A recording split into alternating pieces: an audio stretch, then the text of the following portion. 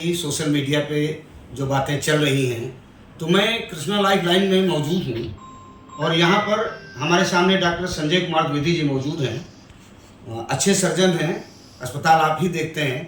तो डॉक्टर साहब, आप ये बताइए कि आपके यहाँ जो 5 तारीख को जो पेशेंट भर्ती हुआ है, महिला है कोई, तो जिसके बारे में कहा जा रहा है कि डॉक्टरों की लापरवाही से ऐसा ऐसा हुआ, क्या नाम है उसका, पेशेंट को क्या पोजीशन थी, किस वजह से भर्ती हुई और क्या क्या ट्रीटमेंट हुआ था? पेशेंट 5 तारीख को चांदनी नाम की पेशेंट नगराम की रहने वाली थी। वो फुल टर्म प्रेगनेंसी के साथ और लो प्लेटलेट के साथ, जिनके बच्चे की धड़कन आसमान थी, उनको दिक्कत हो रही थी, वो भर्ती आई थी। उनके प्लेटलेट शुरू से कम थे, उनको बताया उन्होंने। उसके बाद उनके घर वालों को सारी स्थिति समझाते हुए, उनके खतरे समझाते हुए उनको बताया गया। उसके ऑपरेशन को अब सलाह दी गई, प्लेटलेट चढ़ाए गए। प्लेटलेट जब 1 लाख हो गए तब उसके बाद उनका ऑपरेशन किया गया, क्योंकि मेकोनियम भी आने लगा था। करीब 2 से 3 घंटे बाद के 2.5 घंटे के आसपास उसको पेशेंट को वार्ड में झटके आए।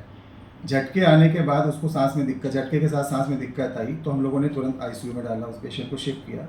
आईसीयू में शिफ्ट करने के बाद उनको वेंटिलेटर पे डाला और पेशेंट को जितना हमारे पास प्लेटलेट्स ब्लड अरेंज हो गया था, वो चढ़ाना शुरू किया। इसकी सारी चीज़ें उनको बता रखी थी कि आपको प्लेटलेट और ब्लड सब अरेंज करना पड़ेगा, ज़रूरत भी पड़ेगी। उसके बाद करीबन आज उसका ब्लड प्रेशर फ्लक्चुएट होता रहा और पेशेंट स्टेबल थी। करीब 1-2 घंटे बाद पेशेंट को ब्लड प्रेशर थोड़ा कम होने लगा, तो हम लोगों ने अर्जेंट उनका हीमोग्लोबिन कराया। तो हीमोग्लोबिन डाउन मिला हमको, तब हम लोगों ने उनको रीएक्सप्लोर की सलाह दी और कहा, ये भी बोला कि आप किसी दूसरे बड़े अस्पताल जाते हैं। लेकिन उनके घर वालों की सलाह के और सारे खतरे समझा के उन्होंने कहा, नहीं, हमको यहीं पे ही ट्रीटमेंट कराना है। उनका इलाज फिर किया, रीएक्सप्लोर किया। तो हम लोगों ने जब देखा तो ऑपरेशन की जगह पे कोई दिक्कत नहीं थी। ऑपरेशन की जगह से ऊपर के साइड से कहीं रक्तस्राव हो रहा था। हम लोगों ने देखा, जब ऊपर की तरफ हम लोगों ने एक्सप्लोर किया तो पता चला कि स्प्लीन काफ़ी अपने नॉर्मल साइज से करीबन 4-5 गुना बड़ी थी और उसके बेस पे वहाँ से एन्यूरिज्म टाइप का था और जहाँ से ब्लीड कर रहा था पेशेंट। उसको करने के लिए हम लोगों ने ब्लड को रोकने की कोशिश की। इसमें हम लोगों को स्प्लीन निकालनी पड़ी। पेशेंट की जान बचाने के लिए जितना भी हम लोगों को करना पड़ा वो हम लोगों ने प्रयास किया।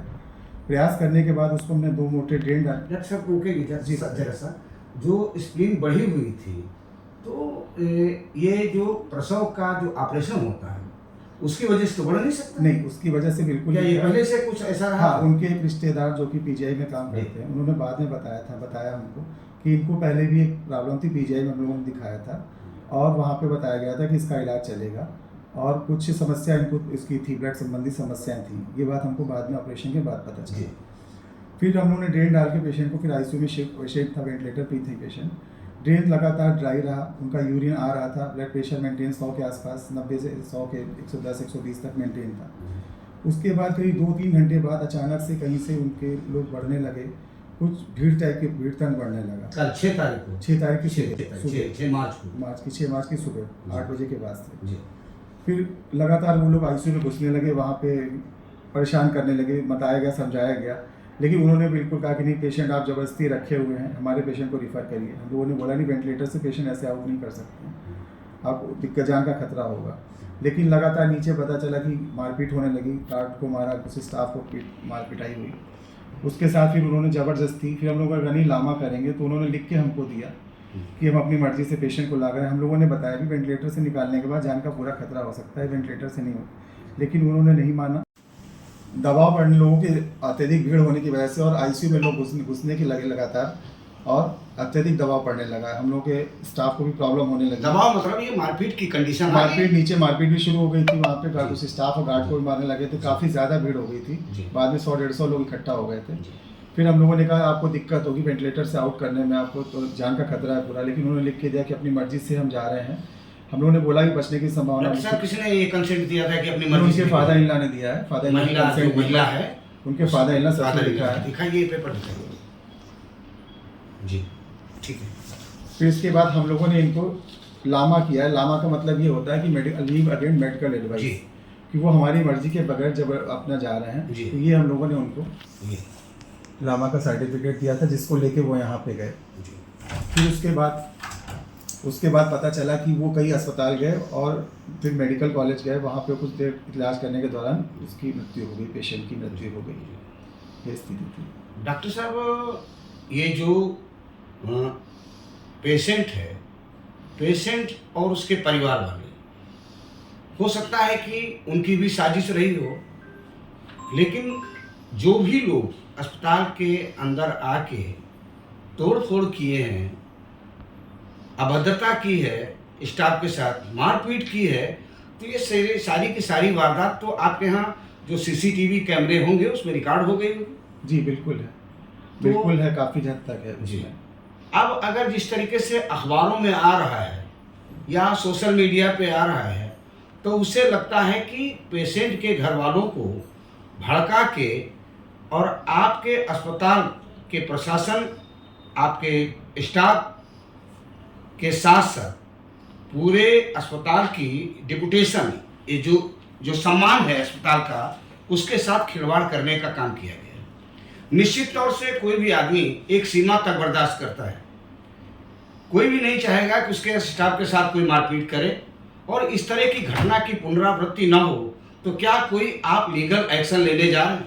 हाँ, मैंने बिल्कुल सलाह की है और इसके अगेंस्ट मैं मेडिकल एक्शन लूँगा और मैं सबको नोटिस सर्व कर रहा हूँ। इसकी मैंने तैयारी शुरू कर दी। जी, जो डिफेमेशन हुई है, मानहानि का जो कंपनसेशन है और क्रिमिनल ऑफेंस है, कुछ अखबारों में ये भी लिखा है कि मृत आपने घोषित कर दिया है, मृत था पेशेंट, आपने बर्थ सर्टिफिकेट दे दिया है। जबकि फादर इन लॉ का कंसेंट मैंने देखा है कि वो उसमें लिखा है कि सांस चल रही है, मैं अपनी मर्जी से लेके जा रहा हूँ। कोई डेथ सर्टिफिकेट यहाँ से नहीं दिया गया है, हम लोगों ने लामा का सर्टिफिकेट दिया है। एक रोकेंगे, क्योंकि आमतौर से ये बात आमतौर से उठ जाती है।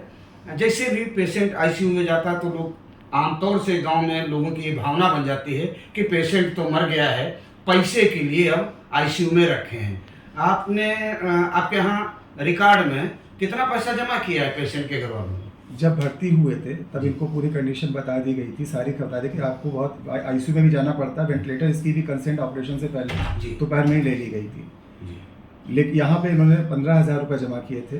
उसके बाद उन्होंने कोई पैसा नहीं जमा किया, ना आईसीयू का कोई पैसा जमा हमने कराया, ना वेंटिलेटर का, ना दोबारा ऑपरेशन का, ना किसी दवाई का पैसा। सब बहुत बार इस तरह से होने लगता है कि सब पैसा बकाया है, कोई पैसा नहीं है, जाते समय कोई बात नहीं, जाते समय भी पैसे की कोई बात ही नहीं हुई है। केवल जाके इतना एग्रेसिव हो गया कि पैसे को, वैसे भी हम लोगों ने पैसे उनको किसी ने टोका नहीं, किसी इलाज के दौरान कोई दवाई नहीं रोकी गई, किसी तरह का कोई जितना हो सकता था हम लोगों ने किया। पैसे का तो बाद में तो कुछ होता अगर होता तो, लेकिन कोई भी पैसे की हम लोगों ने कोई डिमांड नहीं की, ना पैसा जमा किया गया।